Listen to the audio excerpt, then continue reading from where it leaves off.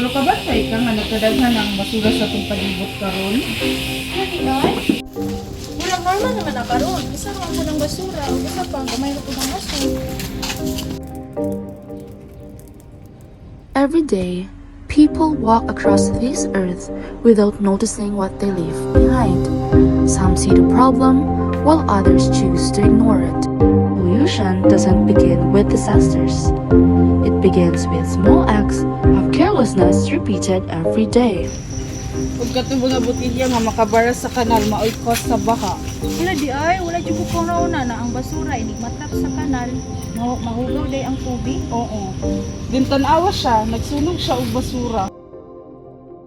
Ang pagsunog sa basura, labi na og nay plastic kay makadaot siya sa hangin. Dahil makadaot siya sa tong lawas kay mosulod ang hangin sa tong baga. Di ay. Mas kung gamay nga siyop nga buhat. Ako dito siya dito no. Land pollution, water pollution, and air pollution don't happen overnight. They grow from the choices we make every single day.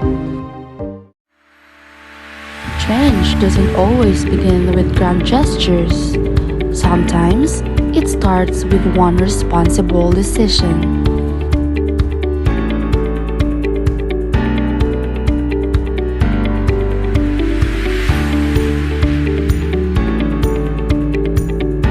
The earth doesn't ask for perfection. It asks for responsibility. Protecting our future begins with the choices we make today. Sa una, apin ako walay na buhat ang sa kataw. Tingali, dili nato mausap ang tubo palibutan, pero kung mag-start ka sa tukang kalingon, magic changes. Kung sugdan na to karon no.